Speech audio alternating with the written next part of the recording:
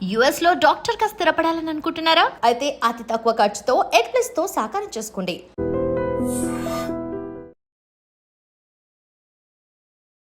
Nutritionist యాక్చువల్గా మన లైఫ్లో న్యూట్రిషనిస్ట్ అనేటప్పటికీ ఖచ్చితంగా గుర్తొచ్చేది మన వెయిట్ తగ్గాలనో లేకపోతే మన లైఫ్ స్టైల్ చేంజ్ చేసుకోవాలనో అప్పుడు మాత్రమే న్యూట్రిషనిస్ట్ అనే వాళ్ళు గుర్తొస్తుంటారు. కాకపోతే నేను ఇప్పుడు చెప్పే ఆ, ఈ న్యూట్రిషనిస్ట్ ఆయన ఇచ్చే టిప్స్ కానీ చాలా వరకు మన లైఫ్ స్టైల్నే కాదు, మనకొచ్చే చాలా వరకు జబ్బుల్ని కూడా తగ్గించే మంత్రం, ఆ డైట్ అనేది కూడా ఆయన దగ్గర ఉంది. ఆయన ఎవరు కాదు, రవి వీడే గారు. అండ్ ఆయన ఛానల్ ద్వారా కూడా చాలా మందికి కూడా క్యూర్ చేసిన సందర్భాలు అనేది కూడా మనం చూసాం. ఈరోజు మరి ఆయన ఆటో ఇమ్యూన్ డిసీజెస్ గురించి ఆయన ఇస్తున్న ఆ, సలహాలు కానీ దాని ద్వారా తగ్గి మరి చాలామంది కూడా హ్యాపీ లైఫ్ అనేది కూడా లీడ్ చేస్తూ ఉన్నారు. అది ఎంతవరకు నిజమా కాదా అనేది కూడా తెలుసుకోవాలని ఉంది కదా. ఎస్, మరి ఈరోజు మన రియల్ టాక్ విత్ చాణక్యలో మరి దాని గురించే మాట్లాడదాం. మరి అయితే మనతో పాటు ఉన్నారు రవి వీటే గారు. థ్యాంక్స్ అండి, thank you so much. Ravi గారు, మీ యూట్యూబ్ ఛానల్ కానీ అండ్ యాజ్ ఏ న్యూట్రిషనిస్ట్గా మీరు ఇచ్చే డైట్ కానీ చాలామంది దగ్గర నుంచో కూడా ఒక పాజిటివ్ రిజల్ట్స్ అనేది కూడా వస్తున్నాయని కూడా వింటున్నాము. అండ్ కానీ కొన్ని మీరు పెట్టే తమ్నెల్ మాత్రం వాళ్ళకి గమ్మత్తుంటాయి సార్. ఏంటంటే కార్నోవర్ డైట్ వర్సెస్ రవి డైట్ అని చెప్పేస్తే రవి వీడి డైట్ అంటే అరే అరే వాట్స్ ద డిఫరెన్సెస్ సార్? ఈ డైట్ ఏంటిది అసలు యాక్చువల్గా? యాక్చువల్గా ఏంటంటే కార్నివార్ డైట్ ఉంది, కీటో డైట్ ఉంది, అలాగే కొంచెం డిఫరెంట్ డైట్స్ చాలా ఉన్నాయి. యాక్చువల్లీ నేను కూడా ఒక డైట్ ప్రిపేర్ చేశాను అనమాట. దాని పేరు రవి వీడే డైట్, నా పేరు మీద పెట్టాను. అంటే ఇనిషియల్లీ ఈ డైట్ ప్రిపేర్ చేసిన చాలా కాలం క్రితం, అప్పుడు నా పేరు మీద పెట్టలేదు, జస్ట్ ఏంటంటే ఈ డైట్ వాడండి అని చెప్పి ఇచ్చేవాడిని. కానీ చాలామంది ఏంటంటే మీ వేరే వాళ్ళు పేరు పెట్టుకుంటున్నారు, వేరే మార్చిన డైట్ అని, కాదో వేరే డైట్ అని పేరు పెడుతున్నారు. మాకు రికగ్నైజ్ చేయడానికి ఈజీగా ఉంటుంది, మీది కూడా ఒక డైట్కి పేరు పెట్టండి అంటే సరే అని చెప్పి రవి వీడే డైట్ అని పెట్టాను. అయితే నాది ఒక సింగిల్ డైట్ అంటూ ఉండదు. ఇప్పుడు కిడ్నీ ఇష్యూస్కి డిఫరెంట్ డైట్ ఉంటుంది, ఆటో ఇమ్యూన్కి డిఫరెంట్ డైట్ ఉంటుంది. ఆటో ఇమ్యూన్ డిసీజెస్ అంటే సోరియాసిస్, రొమటాయిడ్ ఆర్థరైటిస్ ఇలాంటి వాటి. అండ్ డయాబెటీస్కి డిఫరెంట్ డైట్ ఉంటుంది, లివర్ హీల్ అవ్వడానికి డిఫరెంట్ డైట్ ఉంటుంది. సో ఇలాగా డిఫరెంట్ డైట్స్ ఉన్నప్పుడు ఒకటే నేమ్తో డైట్ ఎలాగా అని అనుకునేవాడిని యాక్చువల్లీ. సో అందుకని నేను ఇనిషియల్గా చాలా కాలం పాటు ఒక డైట్ కంటూ నా పేరు పెట్టడం నాకు నచ్చలేదు యాక్చువల్లీ. బట్ చాలామంది నాకు వచ్చిన వాళ్ళు ఇలాగ అడుగుతుంటే సో ఇంకా సరే నేమ్ పెడదామని చెప్పి రవి వీడే లివర్ డైట్ అని, రవి వీడే కిడ్నీ డైట్ అని, రవి వీడే ఆటో ఇమ్యూన్ డైట్ అని, ఆటో ఇమ్యూన్ జబ్బుల కోసం క్రియేట్ చేసిన డైట్ని, రవి వీడే డయాబెటీస్ డైట్ అని, ఇలాగ డిఫరెంట్ నేమ్స్తో చేశాను అనమాట. బట్ సంహో ఇలా డిఫరెంట్ పేర్లు పెట్టినప్పటికీ లాస్ట్కి నా డైట్కి వస్తే రవి వీడే డైట్ అనే సంహో చాలామందికి అది నోట్లో నానడం, ఆ పేరుతో ఇది బాగా ఫేమస్ అవ్వడం జరిగింది అనమాట. సో డిఫరెంట్ జబ్బులకి డిఫరెంట్ డైట్స్ ఉన్నప్పటికీ ఆ డిఫరెంట్ డైట్స్ నేను ప్రొవైడ్ చేస్తున్నప్పటికీ సంహో రవి వీడే డైట్ అనే సింగిల్ డైట్ కింద జనాలు కన్సిడర్ చేస్తుంటారు. But it's not a single diet, different diets for different diseases. But somehow it is now ఇది రవి వీడే డైట్ కింద సంహో కొంచెం ప్రాచుర్యం పొందింది యాక్చువల్లీ. ఓకే. అండ్ మీరు ఇచ్చే సలహాలు కానీ మీరు ఇచ్చే న్యూట్రిషన్స్ అంటే యాజ్ ఎ న్యూట్రిషనిస్ట్గా మీరు ఇచ్చే డైట్స్ కానీ దానిలో బాగా పేరు పొందింది మెయిన్గా ఆటో ఇమ్యూన్ డిసీజెస్. సో అసలు చాలా వరకు డిసీజెస్ వింటున్నాము. అసలు ఆటో ఇమ్యూన్ డిసీజెస్ అంటే ఏంటది? చాలామందికి కూడా డౌట్ అనేది ఉంది, ఈవెన్ నాకు కూడా ఉంది. Okay, so auto immune disease అంటే బేసికల్గా అంటే డెఫినేషన్ ప్రకారం చూడాలంటే మన ఇమ్యూన్ సిస్టమ్ మన బాడీలో ఉన్న సెల్స్ని అటాక్ చేస్తుంటే, మన బాడీని మన ఇమ్యూన్ సిస్టమ్ అటాక్ చేస్తుంటే ఏవైతే డిసీజెస్ మనకు వస్తాయో వాటిని ఆటో ఇమ్యూన్ డిసీజెస్ అంటాం. అంటే మన ఇమ్యూన్ సిస్టమ్, మనల్ని ప్రొటెక్ట్ చేయాల్సిన ఇమ్యూన్ సిస్టమే మనల్ని డ్యామేజ్ చేస్తుంది. ఓకే, సో అవి ఆటో ఇమ్యూన్ డిసీజెస్. అంటే ఫర్ ఎగ్జాంపుల్ మనకి సోరియాసిస్ ఒక ఆటో ఇమ్యూన్ డిసీజ్. సోరియాసిస్ అంటే స్కిన్ నుంచి మనకి స్కిన్ మీద ఒక కనిపిస్తుంటాయి మీకు type of patch kind of లో వచ్చేస్తుంది సోరియాసిస్ ప్యాచెస్. అవి ఫ్లేకీగా ఉంటుంటాయి అవి యాక్చువల్లీ. అండ్ రొమటాయిడ్ ఆర్థరైటిస్, చాలా మంది మోకాళ్ళ నిప్పులతో బాధపడుతుంటారు. పెద్దవాళ్ళకి వచ్చి మోకాళ్ళ నిప్పులు అది వేరు, అది ఆస్టియో ఆర్థరైటిస్. అది ఎముకలు అన్ని జాయింట్స్ అరిగిపోవడం వల్ల వచ్చింది. కానీ ఇది వయసుతో సంబంధం లేకుండా వస్తుంది. రొమటాయిడ్ ఆర్థరైటిస్ అనేది ఏంటంటే జాయింట్స్ మధ్య ఇన్ఫ్లమేషన్ అంటే నథింగ్ బట్ తెలుగులో చెప్పాలంటే వాపు. జాయింట్స్ మధ్యలో వాపులు ఏర్పడడం వల్ల వచ్చి డిసీజ్ రొమటాయిడ్ ఆర్థరైటిస్. ఇలాగే మల్టిపుల్ ఉన్నాయి. యాంకిలైజింగ్ స్పాండిలైటిస్ అని, విటిలిగో, మన తెలుగులో బొల్లి అంటాం, మన తెల్ల తెల్ల మచ్చలు Yeah, ఉంటాయి, బొల్లి. విటిలిగో, అది ఆటో ఇమ్యూన్ జబ్బులు. ఇలా ఆటో ఇమ్యూన్ జబ్బులే ఇంచుమించుగా ఒక 200 దాకా ఉన్నాయండి ఐడెంటిఫై చేసినవి. ఓకే. ఐడెంటిఫై చేయనివి ఇంకా ఎన్నో 400-500 ఉండొచ్చు ఇంకా. సో ఇన్ని ఆటో ఇమ్యూన్ జబ్బులు అలా ఇప్పుడు ఫైండ్ అవుట్ చేస్తున్నారు. వాటికి చెప్పాలంటే ప్రాపర్ సొల్యూషన్ ఇంగ్లీష్ మెడిసిన్లో లేదు. ఇంకా రోజు రోజుకి ఐడెంటిఫై చేస్తున్నవి ఎక్కువవుతున్నాయి, రోజు రోజుకి ఆటో ఇమ్యూన్ జబ్బులు వచ్చే వాళ్ళు ఎక్కువైపోతున్నారు actually. So so auto immune diseases అంటే ఇవ్వండి. అండ్ ఎందుకు వస్తాయి అని చూస్తే మాత్రం Yeah. మెయిన్ రీజన్ డైజెషన్ అండి. ఓకే. డైజెషన్ అండ్ ఏవైతే ఇప్పుడు చేంజ్ అవుతున్నది మనకేంటంటే వరల్డ్ వైడ్, ఓన్లీ అది ఏదో లోకల్గా హైదరాబాద్లోనో లేకపోతే తెలుగు స్టేట్స్లోనో కాదు, వరల్డ్ వైడ్గా మనుషుల యొక్క లైఫ్ స్టైల్ చేంజ్ అయిపోయిందండి. యా.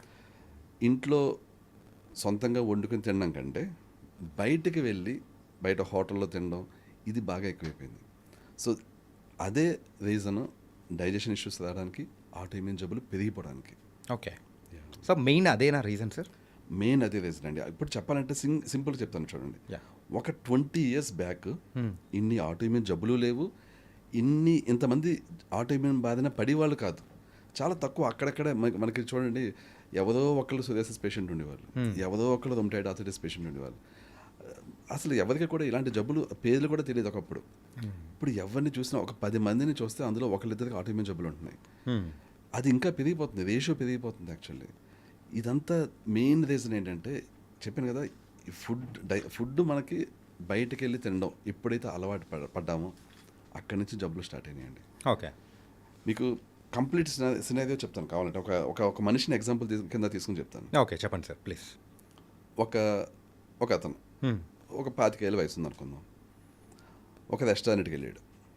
అప్పుడు దాకా ఇంట్లోనే ఎక్కువ తినడం అలవాటైంది, ఇంట్లోనే ఎక్కువ తినేవాడు, వాళ్ళ మమ్మీనో లేకపోతే ఎవరో వండి పెట్టేవారు.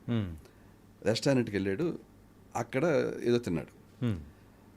తిన్నప్పుడు ఏమవుతుందంటే ఆ ప్లేట్లో లేకపోతే ఆ గ్లాస్లో అంతకు ముందు ఎవరైతే అక్కడ తిన్నారో, భోజనం చేశారో లేకపోతే టిఫిన్ చేశారో వాళ్ళ నోట్లోంచి వచ్చిన హెచ్ పైలోది బ్యాక్టీరియా ఉండొచ్చు.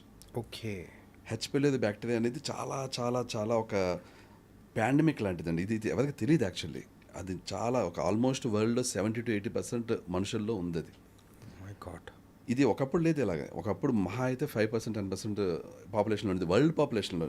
నేను చెప్పేది ఎక్కడో లోకల్ ఒక దేశంలో కాదు, వరల్డ్ పాపులేషన్లో 5-10% ఉండి హెచ్ పైలోది బ్యాక్టీరియా. ఇప్పుడు ఆల్మోస్ట్ 70-80%, అంటే ఒక 10 మందిని తీసుకుంటే 7-8 మందికి స్టమక్లో హెచ్ పైలోది బ్యాక్టీరియా ఉంటుంది. Sir it was really dangerous. Exactly. And doctors అయితే మొదట్లో దాన్ని ఫిక్స్ చేసేవాళ్ళు. ఇప్పుడు ఇంకా వచ్చిన ప్రతి ఒక్కరిలోనూ హెచ్ పైలోది బ్యాక్టీరియా ఉంటే వదిలేసే అని చెప్పి వదిలేస్తున్నారు దాన్ని. అయితే ఇప్పుడు ఇందాక నేను చెప్పిన సినారియోలో రెస్టారెంట్కి వెళ్ళాడు. అంతకుముందు అప్పుడు దాకా అతనికి హెచ్ పైలోది బ్యాక్టీరియా లేదు స్టమక్లో. అంతకుముందు వచ్చిన వ్యక్తి అక్కడ గ్లాస్ తాగాడు, పెట్టాడు, అతని బ్యాక్టీరియా అక్కడ ఉంది గ్లాస్. ఇతను అదే గ్లాస్లో తాగుతున్నాడు, లేకపోతే అదే స్పూన్తో తింటున్నాడు, వచ్చింది ఈ హెచ్ పైలోది బ్యాక్టీరియా కడుపులోకి వెళ్ళింది. ఒకప్పుడు ఏంటంటే మనుషులంతా రోజు ఎక్సర్సైజ్ చేసి, అంటే కష్టపడి కూలి పని, వ్యవసాయం ఇలాంటివి అంటే ఫిజికల్ ఫిట్నెస్ అనేది ఏదో ఒక రూపంలో ఉండేది. ఉండడం వల్ల ఏమైందంటే స్టమక్లో యాసిడ్ జనరేషన్ బాగుండేది. సో ఒకప్పుడు వాళ్ళకి ఒకవేళ హెచ్ పైలోదితో ఇలా తాగినా తిన్నా అది ఇలా స్టమక్లోకి వెళ్ళినంటే యాసిడ్ చంపేసేది. ఇప్పుడు ఈ 25 ఏళ్ళ వయసున్న యువకుడు ఎక్సర్సైజ్ చేయట్లేదు, 20 ఏళ్ళ దాకా బాగానే హెల్తీగా ఉన్నాడు. ఈ 5 ఏళ్లలో అతని స్టమక్లో ఉండి హెచ్సిఎల్ ప్రొడక్షన్ తగ్గింది, యాసిడ్ ప్రొడక్షన్ తగ్గింది. ఎందుకంటే ఎక్సర్సైజ్ చేయట్లేదు, అంత యాక్టివ్గా లేడు మనిషి. సో ఒకప్పుడు మన పాత జనరేషన్లో వాళ్ళు స్ట్రాంగ్గా ఎలా ఉండేవారో, స్ట్రాంగ్గా ఏదో పనులు చేసేవారో అలా చేయకుండా ఎక్కువసేపు టీవీలు చూడడం, ఎక్కువసేపు ఇంకా పెద్దగా యాక్టివిటీ లేకపోవడం, సో ఆటలు గేమ్స్ ఇలాంటివి లేకపోవడం, దీనివల్ల ఏంటంటే కొంచెం స్టమక్ యాసిడ్ తగ్గింది.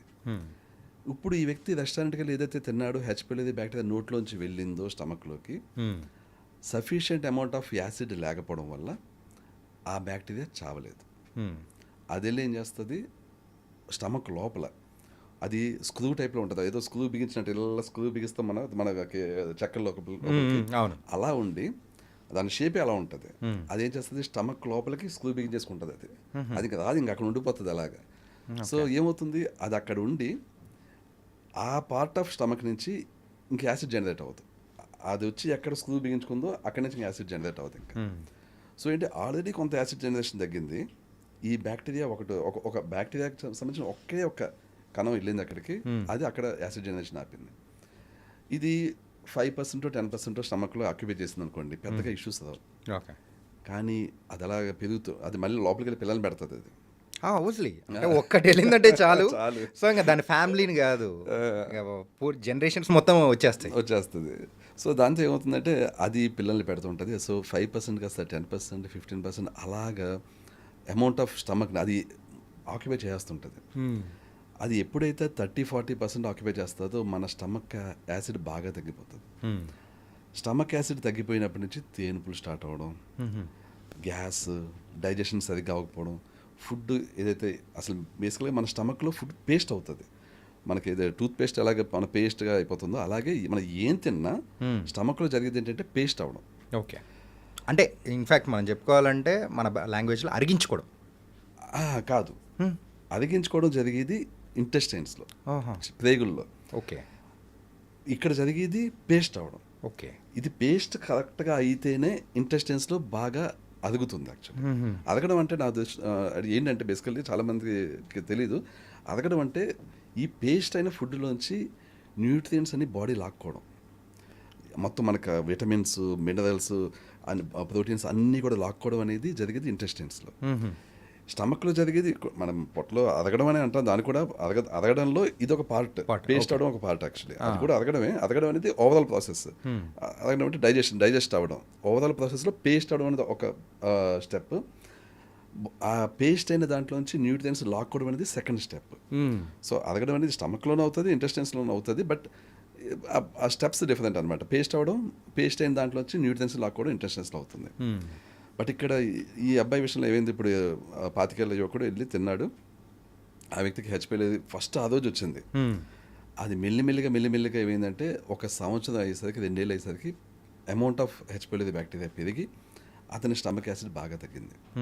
సో 25 ఇయర్స్ అయినా ఇప్పుడు ఆ వ్యక్తికి ఎంటర్ అయిన హెచ్పైలీ కాస్త 28 ఇయర్స్కి యాసిడ్ బాగా తగ్గిపోయి డైజెషన్ ఇష్యూస్ క్రియేట్ చేయడం స్టార్ట్ చేసింది. ఓకే. ఆ వ్యక్తికి అప్పుడు తెలుస్తుంది తేన్పులు వస్తున్నాయి, సరిగా అవ్వట్లేదు ఇలాగని చెప్పి. ఇది మొత్తం కంప్లీట్ సిస్టమ్ని ఎఫెక్ట్ చేస్తుంది. అంటే మనకి స్టమక్లో ఉన్న హెచ్పైలీ అది స్టమక్లో యాసిడ్ తగ్గిస్తే దీనివల్ల ఏమవుతుంది, ఇంటెస్టైన్స్లో డైజెషన్ సరిగ్గా అవుతుంది. ఎందుకు, స్టమక్లో పేస్ట్ అవ్వాల్సింది సరిగ్గా పేస్ట్ అవ్వలేదు. ఇంటెస్టైన్స్కి వచ్చేసరికి అన్డైజెస్టెడ్ ఫుడ్స్ అలా వస్తాయి.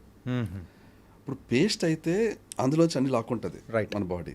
పేస్ట్ అవ్వలేదు, ఇక్కడ ఏం లాక్కుంటుంది, సరిగ్గా లాక్కోదు, కష్టపడుతుంది, అక్కడ ట్రై చేస్తుంది అక్కడ ఏదైనా డైజెస్ట్ చేద్దామని చెప్పి. కానీ ఏమవుతుందా, ఈ ప్రాసెస్లో ఏమవుతుందంటే అన్డైజెస్టెడ్ ఫుడ్ కాబట్టి సరైన స్పీడ్లో డైజెస్ట్ అవ్వదు, కిందకి వెళ్తుంది సరైన స్పీడ్లో, స్లోగా వెళ్తుంది. స్లోగా వెళ్ళినప్పుడు ఏమవుతుందంటే మనం బేసికల్గా ఒక ప్లేట్లో ఏదన్నా ఫుడ్ వండింది అలా పెట్టేసి ఉంచేసాం అనుకుందాం, 1 డే పోయికి ఏమవుతుంది, మీరు చూస్తే పాచి పెట్టేస్తుంది. అవును, నథింగ్ బట్ ఫంగస్. అదే ప్రాసెస్ మన ఇంటెస్టైన్స్లో అవుతుంది. ఓకే. ఫుడ్ అన్డైజెస్టెడ్ వెళ్ళింది, సో అది మన బాడీ నుంచి బయటకు వెళ్ళలేదు, ఎక్కువసేపు ఉండిపోయింది. ఏమవుతుంది, అది చిన్న ప్రేగుల్లోనే ఫంగస్ని, బ్యాక్టీరియాని అలా పెంచుకుంటూ పోతుంది. ఓకే.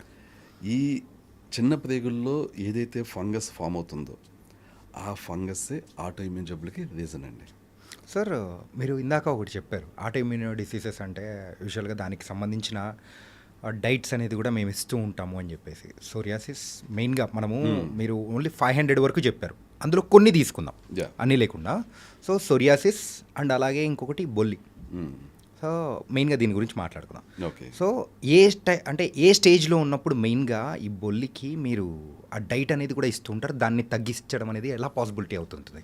ఓకే, ఇక్కడ ఈచ్ ఆటోఇమ్యూన్ జబ్బుకి డిఫరెంట్గా ఉంటుందండి. అంటే డైట్ ఆల్మోస్ట్ సేమే ఉంటుంది, కానీ ఆటోఇమ్యూన్ జబ్బు క్యూర్ అయ్యి పర్సంటేజ్ డిఫరెంట్గా ఉంటుంది. అంటే సోరియాసిస్, బొల్లితో పాటు నేను రొమటాయిడ్ ఆర్థరైటిస్ కూడా తీసుకుంటాను. దానికి కారణం ఏంటంటే ఈ 3 సాధారణంగా చాలా మందిలో ఉంటాయి, అండ్ ఈ 3టికి నేను కంపారిజన్ చేస్తే మీకు బాగా తెలుస్తుంది యాక్చువల్లీ.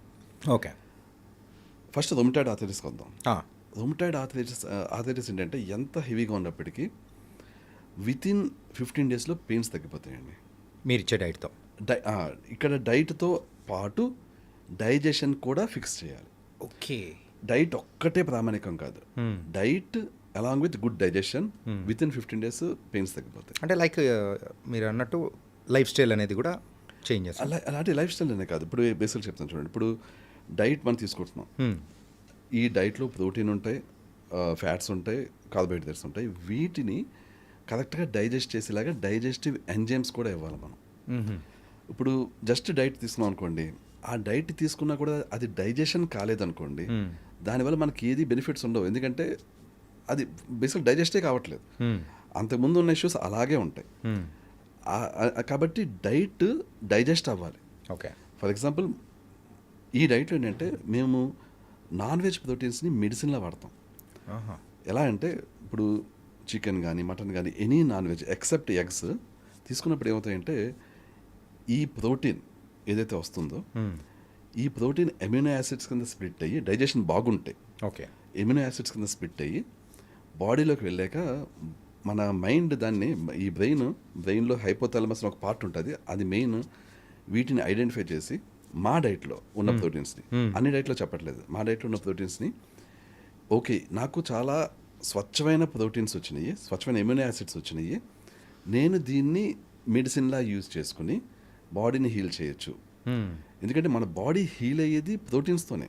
మన బాడీ టిష్యూ తిప్పేది మన బాడీలో జరిగేది ఓన్లీ ప్రోటీన్సే. కార్బోహైడ్రేట్స్ అయ్యో, ఫ్యాట్స్ అయ్యో, ఓకే, ఓన్లీ ప్రోటీన్స్ మాత్రమే బాడీని హీల్ చేస్తాయి, బాడీని క్యూజ్ చేస్తాయి. మనం ఎక్సర్సైజ్ చేసాం, మజిల్స్ పెరుగుతాయి. ఎలా పెరుగుతాయి?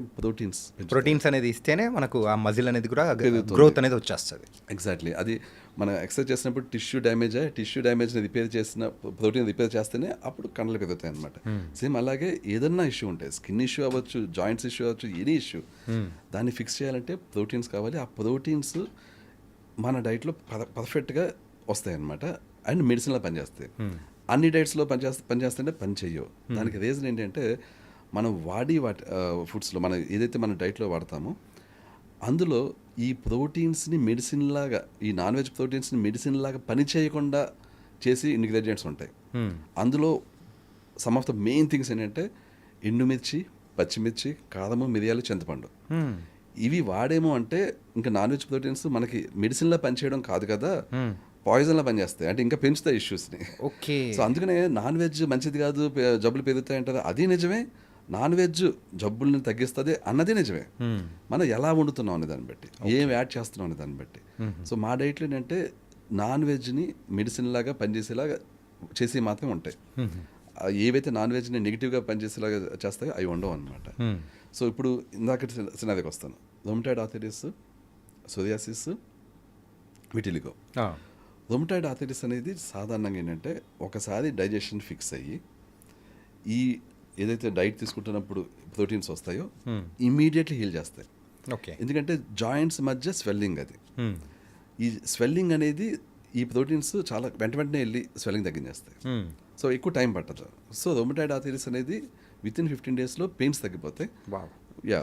సో ఆ వ్యక్తికి అప్పటి నుంచి పెయిన్స్ ఉండవు, బట్ డైట్ కొంత కాలం కంటిన్యూ చేస్తాం మనం. నెక్స్ట్ ఏంటంటే సోరియాసిస్ వద్దాం. సోరియాసిస్ 15 days సరిపోదు సోరియాసిస్కి. ఎందుకంటే స్కిన్ మీద ఈ ఉంటాయి మొత్తం అది ప్యాచెస్ కంప్లీట్ ప్యాచెస్ వచ్చేస్తాయి. ఇప్పుడు ఇది కూడా విత్ ఇన్ 15 daysలోనే అక్కడికి వెళ్ళి దాన్ని తగ్గించేసినప్పటికీ ఎగ్జిస్టింగ్ ప్యాచెస్ సెల్స్ పోయి కొత్త సెల్స్ క్రియేట్ అవ్వాలి అక్కడ.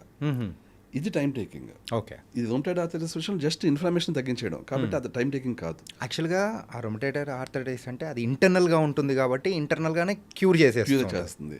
ఇది ఎక్స్టర్నల్గా బయట కనిపిస్తున్న ప్యాచెస్ అండ్ అది కాక స్కిన్ సెల్స్ ఉన్నవి చనిపోయి కొత్త క్రియేట్ అవ్వడానికి టైం పడుతుంది. ఓకే. మన బాడీలో ఉన్న సెల్స్ అన్నీ కూడా చనిపోయి క్రియేట్ అవుతుంటాయి. స్కిన్ సెల్స్ ఎక్కువ టైం తీసుకుంటాయి. ఓకే.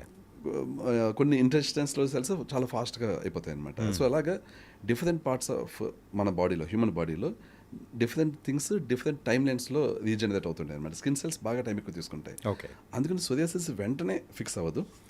ఫ్లేక్స్ ఇవన్నీ పోవడానికి ఇంచుమించుగా 2 months టైం పడుతుంది. Okay. 1 to 2 months. But colour discolouration ఉంటుంది. అంటే అప్పుడు దాకా ఉన్న ఫ్లేక్స్ అన్నీ పోయి కొంచెం నల్లగా బ్లాక్ షేడ్లా వస్తుంది. అది పోవడానికి ఇంకో 2 months పడుతుంది. అంటే కంప్లీట్ నార్మల్ స్కిన్ అయిపోవాలంటే 4 months దాకా టైం పడుతుంది. అంటే ఎంత భయంకరమైన సోరియాసిస్ ఉన్నా నార్మల్ స్కిన్లో అయిపోవాలి అంటే 4 months దాకా టైం పడుతుంది. బట్ 2 monthsకి ప్లెయిన్ అయిపోతుంది. అంటే ఇంక అన్ని ప్యాచెస్ అన్నీ పోతాయి, అన్ని పోయి నార్మల్ అయిపోతుంది అనమాట.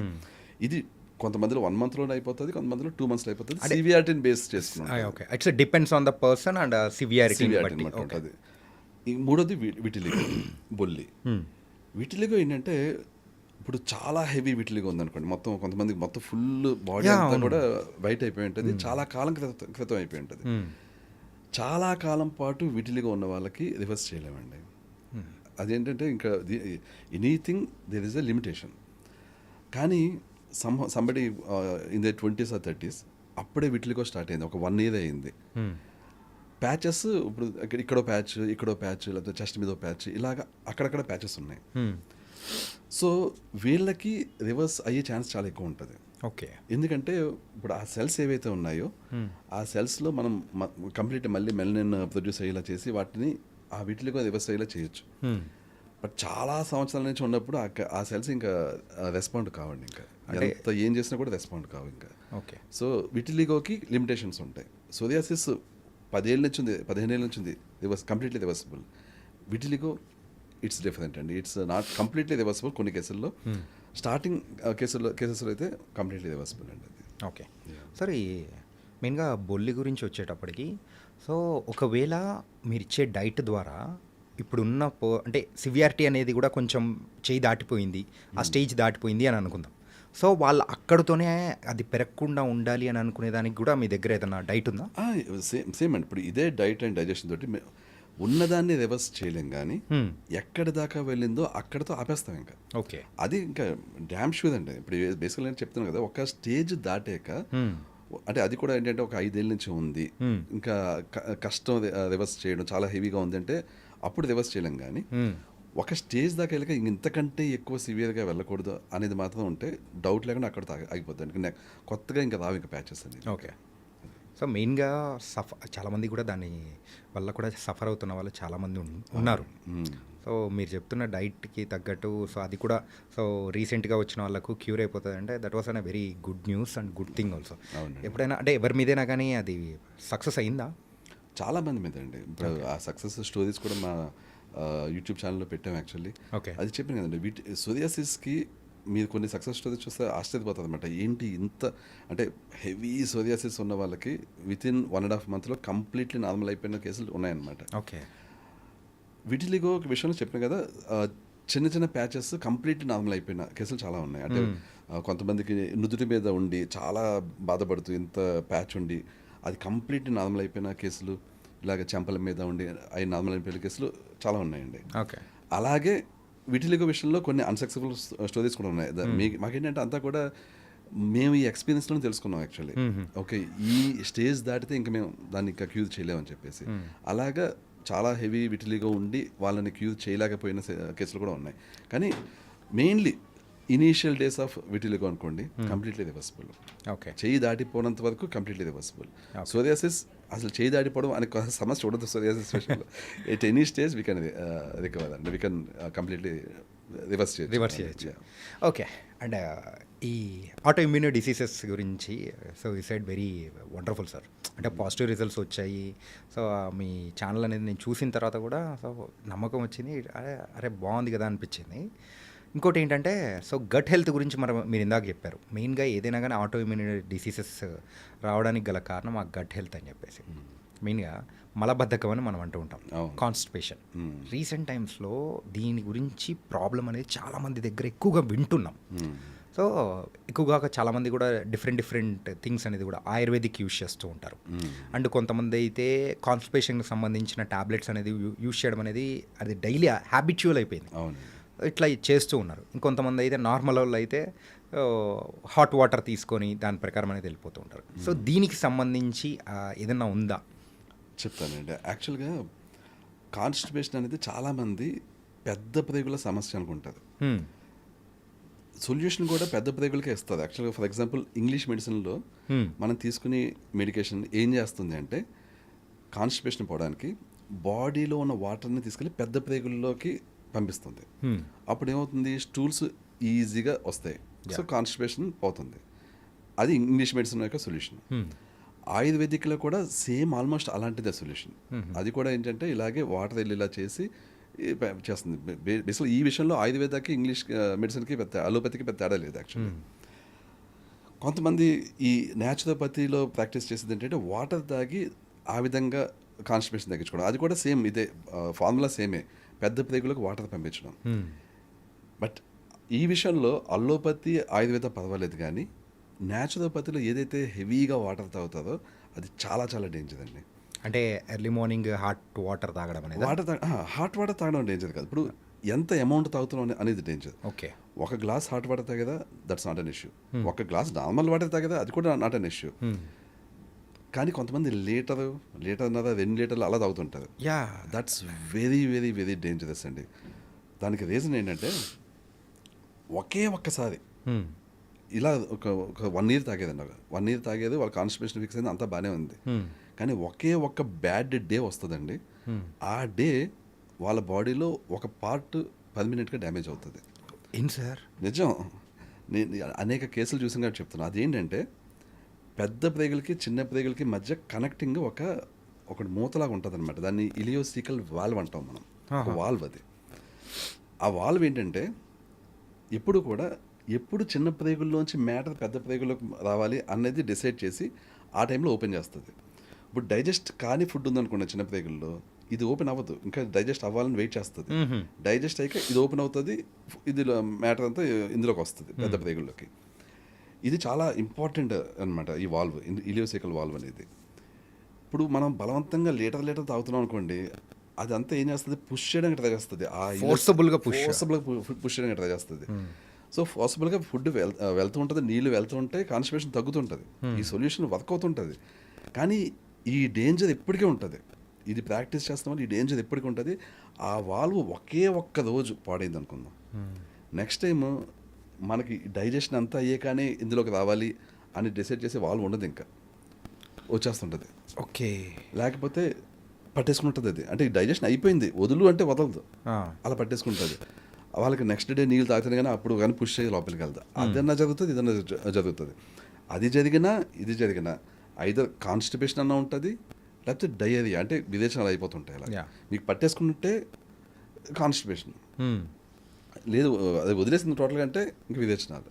ఓకే, రెండిట్లో ఒకటి వస్తుంది అనమాట. ఇది ఒక్కరోజు జరిగితే చాలు. ఇంకా నేను 5 ఏళ్ళ నుంచి రోజు మార్నింగ్ లీటర్ నీళ్ళు తాగుతున్నాను అంటారు. అవును, 5 ఏళ్ళు బాగానే ఉంటుంది. 5 ఏళ్ళ నెక్స్ట్ డే వాళ్ళు పాడైపోవచ్చు. ఈ రిస్క్ ఉంది కాబట్టి ఇది కానీ ఒక్కసారి పొరపాటున జరిగిందనుకోండి, ఆ వ్యక్తిలో డైజెషన్ ఇష్యూస్ ఫిక్స్ చేయలేమండి. ఇంకా ఆ వ్యక్తికి ఆ వాల్వ్ని బాగు చేయలేము. ఏ డైట్ బాగు చేయలేదు, ఏ డైజెస్టివ్ ఎంజైమ్ బాగు చేయలేదు, అసలు ఎవ్వరు బాగు చేయలేదని. ఇంకా అది జరిగేది ఒకే ఒక రోజు. సింపుల్గా చెప్పాలంటే ఒక డ్యామ్ అనేది ఆపుతూ ఉన్నట్టు ఉంటుంది. ఎగ్జాక్ట్లీ. ఆ డ్యామ్ అనేది కూలిపోతుంది. నువ్వు కూలిపోయిన తర్వాత ఏముంటుంది? ఇంకేముంటుంది, ఇంకా ఫ్లో మొత్తం కొట్టేస్తూ ఉంటుంది. ఎగ్జాక్ట్లీ. ఓకే, అమ్మో. సో అందుకనే అంటే లీటర్ నీళ్ళు అనేది అసలు ఇంకేం చేయకూడని పని అండి. లీటర్న్నర చాలా డేంజర్. వచ్చిన వాళ్ళకి ప్రతి ఒక్కరు నేను చెప్తుంటానండి. అనేక వీడియోస్ చేసింది దీని మీద వీడియోస్ చేస్తున్నప్పుడల్లా చాలా మంది నన్ను తిడుతుంటారు యాక్చువల్లీ, ఏంటి మేము ఎంతకాలం నుంచి తాగుతున్నాం అని. కానీ మేము పేషెంట్స్ని చూసేవండి అనేక మందిని ఈ ప్రాక్టీస్ చేసి, ఇంకా తర్వాత జీవితంలో ఎప్పుడు వాళ్ళ డైజెషన్ ఇష్యూస్ ఫిక్స్ కాక బాధపడేవాళ్ళని. ఓకే సార్, మీరు యూజువల్గా డైట్ అనేది కూడా ఇస్తూ ఉంటారు. రీసెంట్ టైమ్స్లో కూడా నేను ఒకటి విన్నా. So I think I'm not exactly just I heard that news అనమాట. ఏంటంటే ఒక డైటీషియన్, సో మేము ఇచ్చే డైట్ ద్వారా క్యాన్సర్ అనేది కూడా మేము తగ్గించగలుగుతాము అని చెప్పేసి కొన్ని న్యూస్ అనేది కూడా వచ్చింది. I don't know it's real are fake. Cancer అనేది కూడా త్రూ డైట్ ద్వారా తగ్గించచ్చా? క్యాన్సర్ని డైట్ ద్వారా తగ్గించడం ఆల్మోస్ట్ ఇంపాసిబుల్ అండి. ఓకే, ఇప్పుడు యాంటీ ఇన్ఫ్లమేటరీ డైట్ ద్వారా మనం వెరీ స్టార్టింగ్ స్టేజ్లో ఉన్న క్యాన్సర్ని ఆపొచ్చు. కానీ వెరీ స్టార్టింగ్ స్టేజ్లో ఎవరి క్యాన్సర్ని గుర్తించరు, అసలు తెలియదు ఎవరికి. క్యాన్సర్ అనేది ఫస్ట్ ఫైండ్ అవుట్ అయ్యే టైంకి ఆల్రెడీ చాలా సెల్స్ క్యాన్సర్ బారిన పడి ఇంక ఇరివర్సిబుల్ ఉంటుంది అనమాట. అందుకని ఈవెన్ మా డైట్లో మేము అందుకని క్లెయిమ్ కూడా చేయం, అసలు ట్రై కూడా చేయం. క్యాన్సర్ పేషెంట్స్ని అసలు మేము తీసుకోమండి అసలు. ఎందుకంటే మా డైట్లో ఏమవుతుంది, సెల్స్ అన్నీ కూడా ఎనర్జెటిక్గా అయ్యి చాలా బాగా పనిచేస్తాయి. అంటే ఇది క్యాన్సర్ సెల్స్ కూడా. క్యాన్సర్ సెల్స్ కూడా ఓకే, ఓకే. మామూలు సెల్స్ ఎలాగ మంచి హెల్దీగా అవుతాయో క్యాన్సర్ సెల్స్ కూడా హెల్దీగా అయ్యి ఇంకా క్యాన్సర్ చెప్పాలంటే త్వరగా పెరిగిపోతుంది యాక్చువల్లీ. ఆహా. సో అందుకని మేము అసలు క్యాన్సర్ అనేది దాన్ని టచ్ చేయం అనమాట. ఏ క్యాన్సర్ పేషెంట్ని మేము క్లెయిమ్ కూడా చేయం అసలు క్యాన్సర్కి ఇంకా ఇంగ్లీష్ మెడిసిన్, కీమోథెరపీ, రేడియేషన్ ఇవి తప్ప వేరే కరెక్ట్గా ఏవి లేవండి. ఇప్పుడు ఎవరైనా క్లెయిమ్ చేస్తున్నారంటే వాళ్ళు మోసం చేస్తున్నట్టే లెక్కండి. ఎందుకంటే చాలామంది ఇలాంటి వాళ్ళని కూడా చూసాం. క్యాన్సర్ స్టార్టింగ్ స్టేజ్లో ఏంటో అంటే అలోపతి అంటే కంప్లీట్ హేట్ ఉండి, అలోపతి అని మరి అంత హేట్ చేయాల్సిన ఇదేం కాదు అది. ఇప్పుడు ఇలాంటి స్టేజ్లో కీమోథెరపీ, రేడియేషన్ కరెక్ట్ సొల్యూషన్స్. చాలామంది అలోపతి అంటే సైడ్ ఎఫెక్ట్స్, ఇది మంచిది కాదు, అలోపతి మంచిది కాదు అన్న వ్యూ ఉండిపోయి వెళ్ళకుండా ఇలాగా ఎవరైతే ఫేక్గా మేము క్యాన్సర్ని క్యూర్ చేస్తాం అంటుంటారో వాళ్ళ దగ్గరికి వెళ్తారు. అది కాస్త స్టేజ్ దాటేస్తుంది. అప్పుడు ఫైనల్ స్టేజ్లో ఇంకా తట్టుకోలేక అప్పుడు వెళ్తారు అలోపతిక్ మెడికల్ డాక్టర్స్ దగ్గరికి. అక్కడికి వెళ్ళాక వాళ్ళు ఏం చేయలేదు, చేతులు ఎత్తేస్తారు. ఇది చాలామంది చూసామండి. ఇలాగ మా దగ్గరికి వస్తుంటారు పేషెంట్స్. మేము చెప్తాం క్లియర్గా, మీరు వాళ్ళ దగ్గరికి వీళ్ళ దగ్గరికి వెళ్ళకండి, ఫలానా హాస్పిటల్ క్యాన్సర్కి చాలా బాగుంటుంది అక్కడికి వెళ్ళండి, ఇలాగ వాళ్ళని గైడ్ చేస్తుంది తప్పించి ఇలాగ అంటే వచ్చేది కదా ఏదో ఒక డైట్ ఇచ్చేద్దాం అనేది మాత్రం అస్సలు చూడమండి. పేషెంట్స్ హెల్త్ అనేది చాలా చాలా ఇంపార్టెంట్ అండి. మేము ఎప్పుడైనా వచ్చినప్పుడు ఈ పేషెంట్స్ మేము క్యూర్ చేయలేమని తెలిసినప్పుడు వాళ్ళని కరెక్ట్గా గైడ్ చేసి పంపిస్తాం తప్పించి మేము ప్రయోగాలు చేయమండి యాక్చువల్లీ. ఓకే. క్యూర్ చేయగలం అన్నప్పుడే ఆ పేషెంట్ని హ్యాండిల్ చేస్తాం. అంటే రీసెంట్ టైమ్స్లో కూడా సో ప్రతి ఒక్కరు యూత్ ఎక్కువగా సఫర్ అవుతున్న ప్రాబ్లం అనేది ఒకటి ఉందన్నమాట. ఏంటంటే మ్యారేజెస్ అందరూ కూడా లేట్ మ్యారేజెస్ అనేది చేసుకుంటున్నారు. ఆ టైంలో పిల్లలు పుట్టడం అనేది కూడా కష్టమవుతుంది. ఇన్ఫర్టిలిటీ దాని ద్వారానే ఏమో సో బయట మొత్తం సో ఐయుఎఫ్ ఆ ట్రీట్మెంట్స్ కానీ ఆ ఒక సెంటర్స్ అనేది కూడా ఎక్కువ పెరిగిపోతున్నాయి. అవునండి. సో ఇప్పుడు మన డైట్ ద్వారా సో ఆ ఇన్ఫర్టిలిటీ అనేది దాన్ని దాటుకునే అవకాశాలు ఏమైనా ఉన్నాయా? అబ్సల్యూట్లీ అండి. ఇప్పుడు నా డైట్ విషయంలో నేను ఇప్పుడు కూడా డైట్ ప్లస్ డైజెషన్ చెప్తుంటాను కదండి. సో ఇన్ఫర్టిలిటీ ఉన్న మ్యాక్సిమం కపుల్స్లో మేము గమనించింది ఏంటంటే ఆబ్వియస్లీ వాళ్ళకు ఉండేది 90% ఆఫ్ పేషెంట్స్లో హార్మోనల్ ఇంబ్యాలెన్స్ అండి. అంటే ఫిజికల్ ఇష్యూస్ వల్ల ఇన్ఫర్టిలిటీ వచ్చే వాళ్ళు చాలా తక్కువ మంది. వాళ్ళకి ఏంటంటే ఫిజికల్గా జెనెటిక్గా సంహవ్ టెస్టికల్స్లో ఇష్యూ కానీ లేకపోతే గర్భసంచుల ఇష్యూస్ కానీ అలా ఉంటాయి. అవి ఇంకా మేము చేయలేము. అవి physically some damage something is wrong. So physical ఇష్యూస్ని ఓన్లీ సర్జరీ ద్వారా కరెక్ట్ చేయొచ్చు తప్పించి డైట్ ద్వారా కరెక్ట్ చేయను. ఓకే. బట్ అలాంటి వాళ్ళు చాలా తక్కువ మంది ఉంటారు. హార్మోనల్ ఇంబ్యాలెన్స్ వల్ల పిల్లలు పుట్టిన వాళ్ళు ఎక్కువ మంది ఉంటారండి. ఇది కూడా చెప్పాలంటే డైజెషన్ రిలేటెడే. ఇది చాలా మందికి కూడా డైజెషన్ రిలేటెడే. ఇది కూడా అనేక మందిని మేము ఇలాగే ఫిక్స్ చేసాం. ఎలాగంటే చెప్తాను చూడండి, ఇది మీకు విన్నా కూడా కొంచెం ఆశ్చర్యంగా ఉండొచ్చు కానీ చెప్తాను, క్విక్గా చెప్తాను. ఓకే.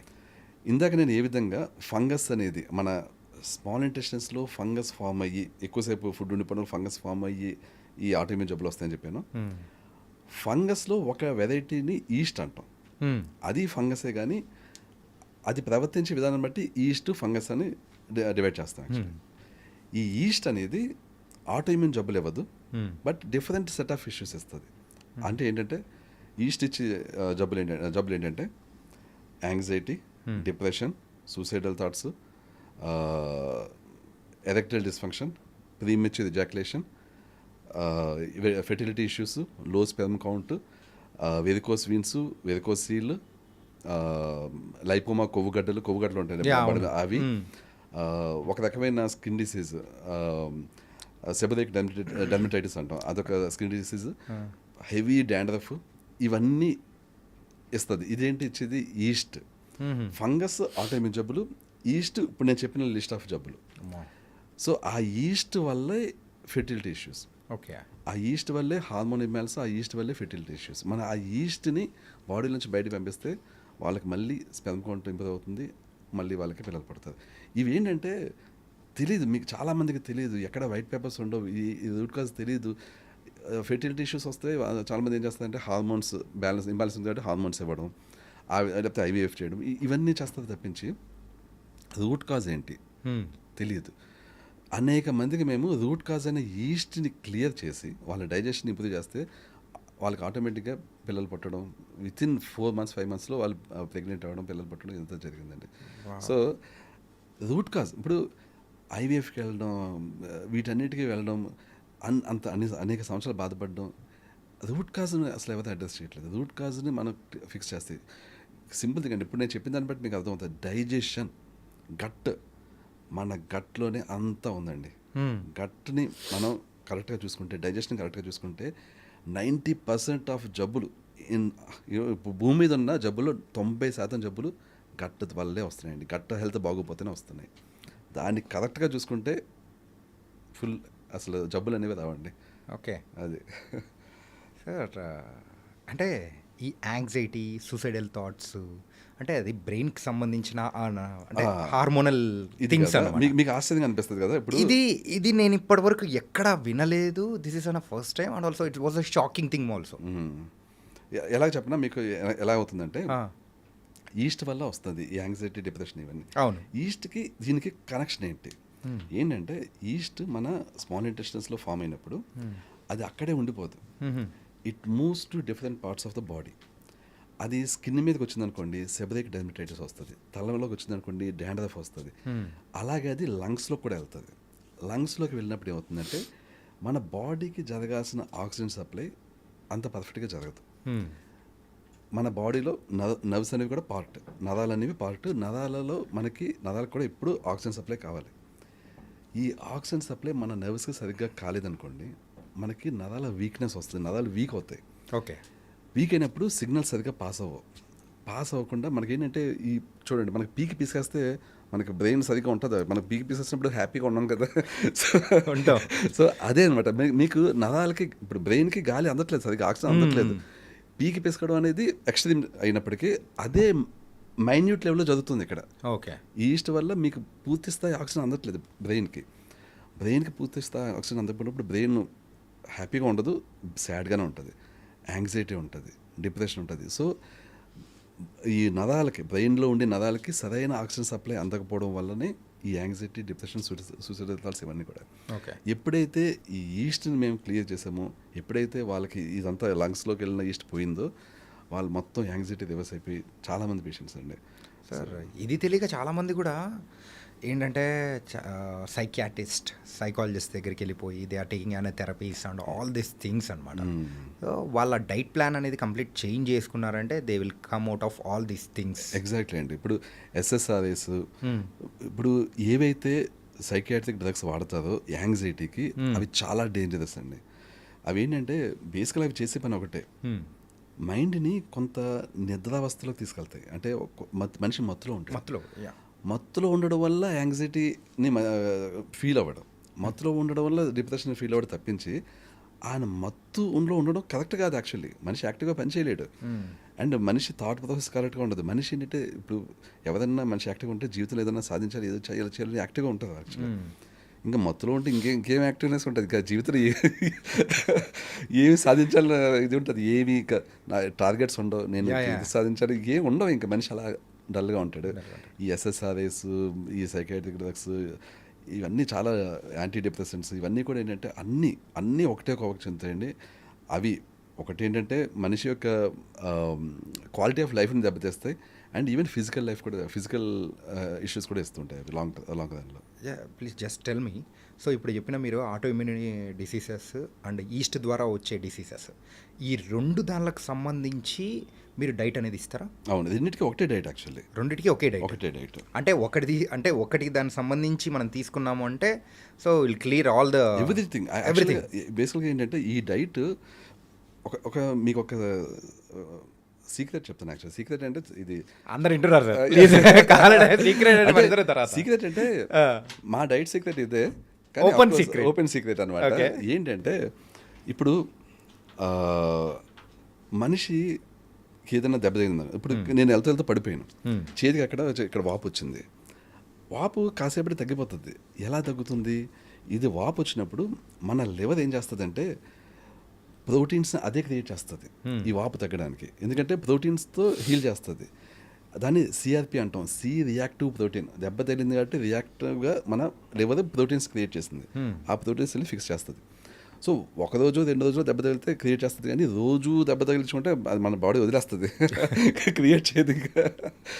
సో ఇదే అనమాట. ఇప్పుడు సోరియాసిస్ కానీ ఇవన్నీ ఏంటంటే రోజు వాళ్ళకి ప్యాచెస్ ఎందుకుంటే అంటే రోజు ఇంకా సిఆర్పి కొంత లెవెల్లో క్రియేట్ చేస్తే తప్పించి ఇంకా ఆ లెవెల్ దాటలేదు. ఈ డైట్లో ఏమవుతుందంటే మనం ఆ సిఆర్పిస్నే మనం ఇస్తున్నాం బయట నుంచి. మన బాడీ లివర్ గివప్ ఇచ్చేసింది. మన డైట్లో యాంటీ ఇన్ఫ్లమేటరీ ఫుడ్సే ఉంటాయి కాబట్టి మనం తీసుకునే నాన్ వెజ్ ప్రోటీన్స్ బాడీలోకి వెళ్ళాక అవి ఎగ్జాక్ట్లీ సిఆర్పిలా పనిచేస్తాయి.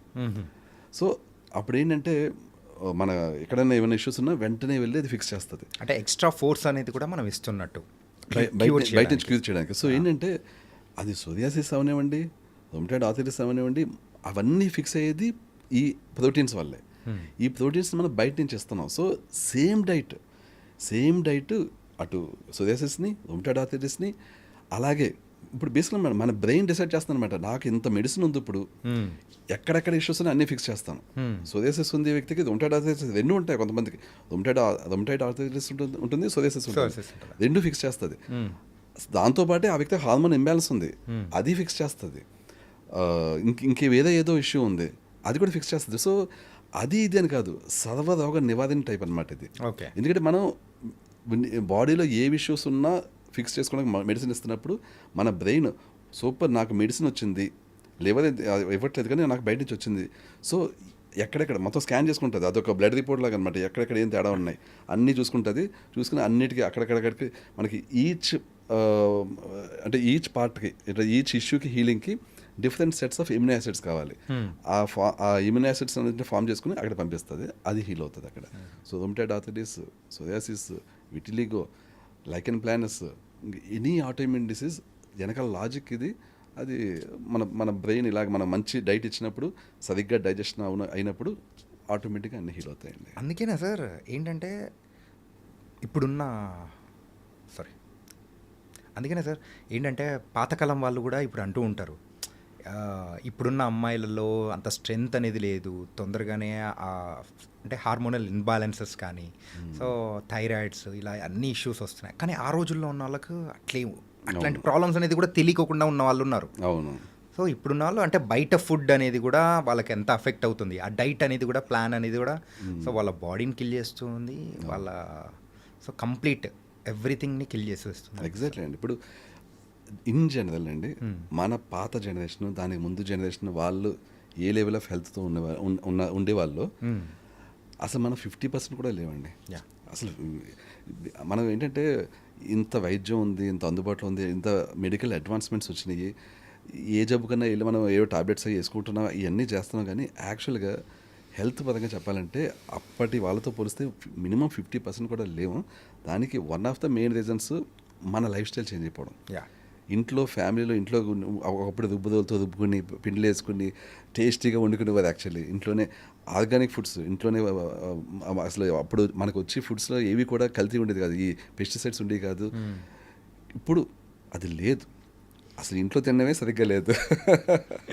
అంటే రవి వీడే డైట్లో సో ఇలా ఆర్గానిక్ అండ్ డ్రై ఫ్రూట్స్ ఇంకా ఇలాంటివి ఏమైనా ఉన్నాయా? అంటే ఆర్గానిక్ ఫుడ్స్ అయితే ప్రిఫర్డ్ అండి. అంటే ఒకటైతే గ్యారంటీ ఫాలో అవుతామండి, అదేంటే ఫాలో అవ్వమని చెప్తాం పేషెంట్స్ని. అదేంటంటే ఏమన్నా సరే, ఇది జనరల్గా ఎవరన్నా చేయాల్సిందే, అది ఈ డైట్ అనే కాదు, ఏ డైట్ అయినా సరే,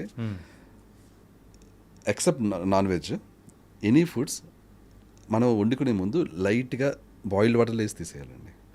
లైట్గా బాయిల్డ్ వాటర్, అంటే మరీ బాయిల్ చేసేసి మొత్తం వాటి ముద్దగా చేసేయకూడదు, బట్ అట్లీస్ట్ లైట్గా బాయిల్డ్ వాటర్లో అలా ఉంచి తీయాలి. ఇది యాక్సిడెంట్గా కనిపెట్టాం యాక్చువల్లీ. ఇది నాకు ఇప్పుడు మనం తిని ఫుడ్స్ హెల్తీగా లేవు అని చెప్పడం, వినడం తప్పించి, ఈ ప్రాసెస్ మేము ఒకసారి యాక్సిడెంట్గా స్టార్ట్ చేసి ఇలా చేస్తే డిఫరెన్స్ ఎలా ఉంటుందని చూద్దామని స్టార్ట్ చేస్తే రిజల్ట్స్ అద్భుతం అండి. అంతకు ముందు ఎంత త్వరగా హీల్ అయ్యేదో అంతకంటే ఫాస్ట్గా హీల్ అవుతుంది యాక్చువల్లీ. అంటే దాని మీనింగ్ ఏంటంటే మనం తింటున్న ప్రతి ఎక్సెప్ట్ నాన్ వెజ్ మనకు వస్తున్న ప్రతి ఫుడ్ ఐటమ్స్లో పైన ఆ రెసిడ్యూస్ ఉంటున్నాయి, ఆ పెస్టిసైడ్స్ రెసిడ్యూస్, మరి ఏ రెసిడ్యూస్, బట్ మొత్తానికి అయితే వాటిని మనం ఈ ప్రాసెస్ చేయడం ద్వారా చాలా వరకు తీసేస్తున్నాం యాక్చువల్లీ. ఇదైతే అంటే డీప్ బాయిలింగ్ చేయాల్సిన అవసరం లేదు, ఎక్కువసేపు కూడా ఉంచాల్సిన అవసరం లేదు. కానీ ల్యూక్ వామ్ వాటర్ తోటి అలా పెట్టి జస్ట్ ఒక 15-10 seconds అలా ఉంచి తీసేయడం అంతే. చిన్న స్టెప్పే ఆ. చాలా చాలా డిఫరెన్స్ ఇస్తుందండి. చాలా చాలా హెల్దీ అనమాట ఇది. ఓకే. దానివల్ల మనం తినే ఫుడ్ టేస్ట్ చేంజ్ అవ్వదు, వాటి టెక్స్చర్ చేంజ్ అవ్వదు, ఏం పేస్ట్ అయిపోవు, కానీ చాలా హెల్త్ బెనిఫిట్ ఉంటుందండి. సార్ మీ దగ్గరికి వచ్చే పేషెంట్స్ యూజువల్గా రీసెంట్ టైమ్స్లో ఎక్కువగా దేనికి అంటే ఏ ప్రాబ్లమ్కి సంబంధించి మిమ్మల్ని కన్సల్ట్ అవుతున్నారు అనుకోవచ్చు? ఎక్కువగా అయితే ఒకటి ఆటోఇమ్యూన్ అండి. ఈ సోరియాసిస్, రొమటాయిడ్ ఆర్థరైటిస్ ఇవైతే కామన్ అనమాట. ఎందుకంటే ఆ సంహో ఆటోఇమ్యూన్ విషయంలో నా పేరు బాగా వెళ్ళింది ప్రజల్లోకి. ఎందుకంటే ఒకళ్ళు తగ్గితే you are the famous for that only అన్నట్టు మార్క్ పడిపోయింది. యా. కానీ మేము ఓన్లీ ఆటోఇమ్యూన్ అయితే చూడం. ఓన్లీ ఆటోఇమ్యూన్కి ఏమి లిమిటెడ్ కాదు మేము. Type 2 diabetes, obesity, hormone imbalance, ఈ సెక్షువల్ ఇష్యూస్, ఇలా చాలా వాటికి మేము ఇస్తుంటాం. అసలు బీపీ అయితే చాలా ఈజీగా కంట్రోల్ చేస్తుంటాం actually. Really? Yeah. Okay.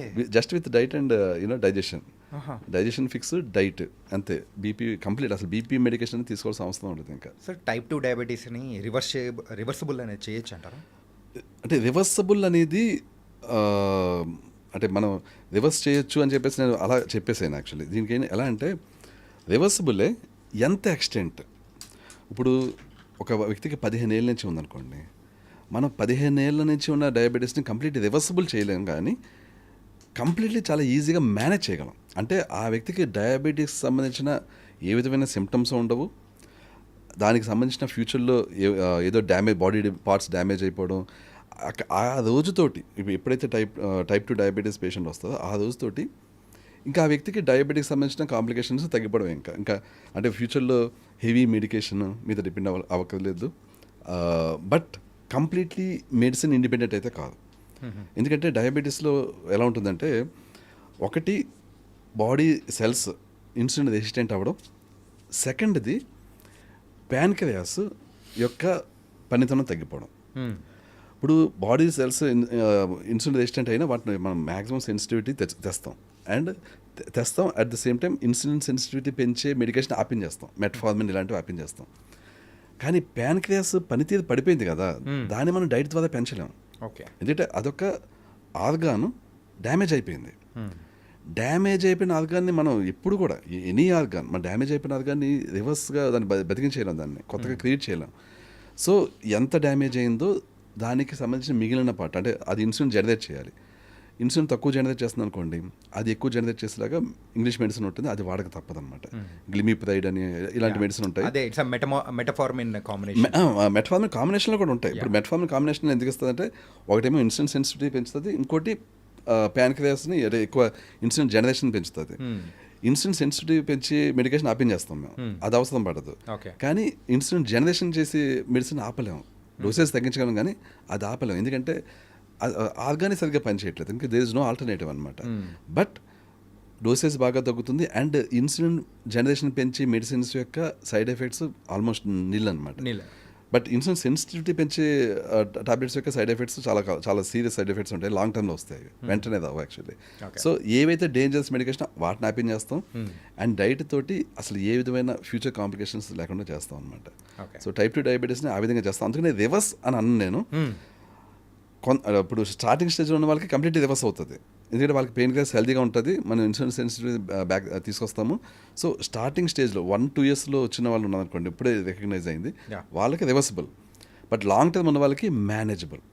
Reverse అని అనము, సర్టెన్ ఎక్స్టెంట్ రివర్స్ అవుతుంది, బట్ ఈజీలీ మేనేజబుల్ అనమాట. One thing I have to appreciate us ఏంటంటే, మీరు చేసినా చెయ్యకపోయినా కానీ చాలామంది ఏమని చెప్పుకుంటారంటే చేసేయచ్చండి, it's kind of publicity stunt కానీ, సో అట్లా type. But what your saying is manageable. ఎక్కడున్న దాన్ని మనం అక్కడ వరకు కట్ ఆఫ్ చేసుకోవచ్చు, కానీ సో కంప్లీట్ రివర్సిబుల్ కాదు అని చెప్పేసి ఓపెన్గా చెప్పడం, that was really nice. And ఇంకొకటి ఏంటంటే సార్, డైట్ అనేది కూడా ప్రజల మధ్యలో బాగా ఫేమస్ అయిపోయిన ఏదైనా ఒక ఇన్సిడెంట్ ఉందంటే అది ఒబెసిటీ. అరే ఫస్ట్ డైట్ ఫాలో అయితేనే మనం వెయిట్ తగ్గుతాము, మనకున్న ఒబెసిటీ తగ్గిపోద్ది, మంచి షేప్లోకి వస్తామని చెప్పేసి అని అంటూ ఉంటారు. దానికి సంబంధించి మన దగ్గర డైట్ ఓకే. ఒబెసిటీకి ఇట్స్ నాట్ జస్ట్ డైట్ అండి, always it's not just diet. Okay. అంటే మనం ఏమని పిలుద్దామో చెప్పండి. లేదు, it's diet is part of obesity fixation అండి. ఒబెసిటీ ఫిక్స్ చేయాలంటే డైట్ పార్టే, కానీ డైట్తో పాటు వర్కౌట్స్ చేయాలండి. వర్కౌట్ చేయాలి. ఓకే. ఇది ఒబేసిటీ అనే కాదు, ఒక మనిషి హెల్దీగా ఉండాలి, ఎక్కువ కాలం పాటు యంగ్గా ఉండాలి. అంటే మనిషి యంగ్గా ఉండడం అంటే మనిషి బాడీలో మజిల్స్, బోన్స్, నర్వ్స్, ఈ 3 హెల్దీగా ఎక్కువ కాలం పాటు ఉండాలండి. ఈ 3 హెల్దీగా ఉన్నాయంటే మనిషి యంగ్గానే ఉంటాడు ఎంతకాలమైనా. ఈ 3 డిటరేట్ అవుతుంటాయి గ్యారంటీ అనమాట. ఏ మనిషిలోనే అవుతాయి, ఎంత ఏం చేసినా అవుతాయి. కానీ దాన్ని స్లో చేయొచ్చు ఓన్లీ వర్కౌట్స్ ద్వారా. ఓకే. వర్కౌట్స్ చేయకుండా మనం వీటి డిటరేషన్ని ఆపలేం. ఇంకా సెల్స్ మజిల్ సెల్స్ చచ్చిపోతాయి, దాన్ని సార్కోపినియా అంటాం. బోన్ సెల్స్ చచ్చిపోతాయి, ఆస్టియోపినియా అంటాం. నర్వ్స్ చచ్చిపోతాయి, దానికి ఏం పేరు లేదనుకోండి కానీ అలా చచ్చిపోతుంటాయి అన్నమాట అది.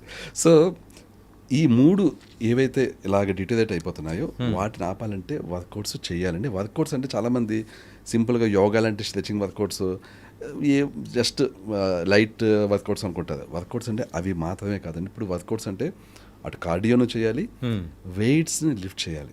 ఓకే. వెయిట్స్ లిఫ్ట్ చేయడం అంటే మరీ వెయిట్ లిఫ్టింగ్ పెద్ద వెయిట్స్ అయితే చేయక్కర్లేదు, బట్ మజిల్స్ అన్నీ, మన బాడీలో మజిల్స్ అన్నీ పని చేయాలండి. అంటే స్ట్రెంథనింగ్తో పాటు కార్డియో. కార్డియో డెఫినెట్గా చేయాలి, ఎందుకంటే కార్డియో నరాలకు సంబంధించింది, నరాలను హెల్తీగా ఉండేలా చేస్తుంది. మజిల్స్ అండ్ బోన్స్ హెల్తీగా ఉండాలంటే వెయిట్స్ లిఫ్ట్ చేయాలండి. ఓకే. సో వెయిట్స్ ఆల్సో ఆ విధంగా వెయిట్స్ లిఫ్ట్ చేసి మనం మజిల్స్, బోన్స్ని గట్టిగా ఉండేలా చేసుకుంటాం, హెల్తీగా ఉండేలా చేసుకుంటాం. కార్డియో చేసి నరాలని అంటే నర్వ్స్ని, మన నర్వస్ సిస్టమ్ హెల్తీగా ఉండేలా చేసుకుంటాం. సో ఈ 3 కవర్ అవ్వాలంటే అటు వెయిట్స్ లిఫ్ట్ చేయాలి, ఇటు కార్డియో చేయాలి, అండ్ జస్ట్ ఏదో 5-10 minutes కాదు. అన్ఫార్చునేట్లీ చాలామందికి ఇది నచ్చదు. ఈ నేను చెప్పేది గంట సేపు మినిమం చేయాలండి. ఓకే. ఇది గంట సేపు కాదు, నేను పావు గంట చేస్తాను, అరగంట చేస్తానంటే కాదు. 2 కలిపి గంటన్నా చేయాలి. మీరు ఒక కార్డియో ఒక 20-30 minutes చేసేదనుకోండి, 45 minutes దాకా వెయిట్స్ని లిఫ్ట్ చేయాల్సిందే. తక్కువ చేస్తే ఉంటుంది బెనిఫిట్, కానీ 45 minutes వెయిట్స్ లిఫ్ట్ చేయడం అనేది ఐడియల్ టైం అండి. ఓకే. అంత చేసామనుకోండి చాలా కాలం పాటు నరాలు, బోన్స్, మజిల్స్ అన్నీ కూడా హెల్తీగా ఉంటాయండి. ఓకే. అన్ని బాడీ పార్ట్స్ కవర్ చేయాలి. కొంతమంది ఓన్లీ హ్యాండ్స్ చేసేసి షోల్డర్ చేసి అయిపోయింది అనుకుంటారు, అసలు లెగ్స్ టచ్ చేయరు. అది మాత్రం నిజం సార్. జిమ్లో చాలా మంది చేసే పొరపాటు ఏంటంటే ఇదే, అరే ఇది వచ్చేసింది కదా ఫుల్ హ్యాపీ అని అనుకుంటారు. కాకపోతే ఇక్కడ బేస్మెంట్ అనేది ఇంపార్టెంట్ అని మర్చిపోతూ ఉంటారు. అవును. నిజానికి మనకి బాడీలో అన్నిటికంటే హెవీ మజిల్ ఉండేది మన ఇదిగో థై మజిల్ ఇక్కడే. సో దాన్ని హెల్తీగా ఉంచుకుంటే నిజానికి బోల్డ్ అంత డయాబెటీస్ తగ్గుతుంది అనమాట. ఎందుకంటే మజిల్స్లోనే గ్లైకోజన్ స్టోరేజ్ అవుతుంటుంది. మనం తిన్న కార్బోహైడ్రేట్స్ గ్లైకోజన్ ఫార్మాట్లో వెళ్ళి మజిల్ సెల్స్లో స్టోరేజ్ అవుతుంది. ఓకే. సో మనకేంటంటే మన కార్బోహైడ్రేట్స్ తినడానికి సఫిషియంట్ ప్లేస్ దొరుకుతుంది అన్నమాట, స్టోరేజ్ స్పేస్. ఇప్పుడు ఆ మజిల్ తగ్గిపోయింది అనుకోండి, స్టోరేజ్ స్పేస్ ఉండదు, మన కార్బోహైడ్రేట్స్ తిని అర్హత కోల్పోతాం అనమాట మనం. సో అప్పుడు ముందు తిన్నట్టే తింటున్నామంటే ఇంకా డయాబెటీస్ వచ్చేస్తుంటుంది. Okay. So it was nice sir. ఏంటంటే మెయిన్గా మీ గురించి తెలుసుకున్న తర్వాత నాకు ఒకటి మాత్రం అర్థమైంది ఏంటంటే ఆటో ఇమ్యూన్ డిసీజెస్ తగ్గించడంలో you are the master coming to the న్యూట్రిషనిస్ట్గా. So that was very good part. And ఈరోజు ఈ సెషన్ ద్వారా కూడా చాలామందికి కూడా అర్థమై ఉంటుంది మెయిన్గా ఆటో ఇమ్యూన్ డిసీజెస్ అంటే ఏంటి, దాని ద్వారా ఎంతమంది సఫర్ అవుతున్నారు, ఎలా తగ్గించుకోవాలి అని చెప్పేసి. And it was very nice. అన్ని దానిలకు రిలేటెడ్గా మన గట్ హెల్త్ అంటూ ఉంటే అమ్మబాబోయ్, మన గట్ హెల్త్ని మనం చాలా జాగ్రత్తగా చూసుకోవాలి, లేకపోతే మనం చాలా కష్టం అని కూడా అనిపిస్తూ ఉంది. It was very very nice. And any few words about the final words about our today's session. It was very nice session అండి. ఎందుకంటే మీతో డిస్కస్ చేస్తూ ఈ విషయాలన్నీ అందరికీ తెలియజేయడం నాకు చాలా హ్యాపీగా ఉంది. అండ్ మీరు కూడా చాలా ఇంట్రెస్టింగ్గా అడిగేది మంచి క్వశ్చన్స్. యాక్చువల్గా మీరు అడుగుతున్న క్వశ్చన్స్ బట్టి నాకు అర్థం ఏంటంటే మీకు తెలిసిన వాళ్ళకి ఎవరికో కూడా కొన్ని ఇష్యూస్ ఉన్నాయి. యూజువల్లీ సార్ ఇన్ఫర్మేషన్ అది నుంచి లాగేది మీరు యాక్చువల్లీ లేదు సార్. యూజువల్గా చాలామంది కూడా దానికి సంబంధించి సఫర్ అవుతూ ఉన్నారు. సో అది చూస్తూనే ఉన్నాం. అంటే మన చుట్టుపక్కల ఉన్న వాళ్ళందరూ కూడా ఏదో ఒక ప్రాబ్లంతో సఫర్ అవుతున్నది. అది చాలామందికి కూడా రిలేటబుల్ ఉంటుంది. సో దాని ద్వారా వచ్చిన క్వశ్చన్స్ అండ్ మీ దగ్గర నుంచి కూడా మంచి మంచి ఆన్సర్స్ అనేది కూడా వచ్చాయి. Really thank you so much.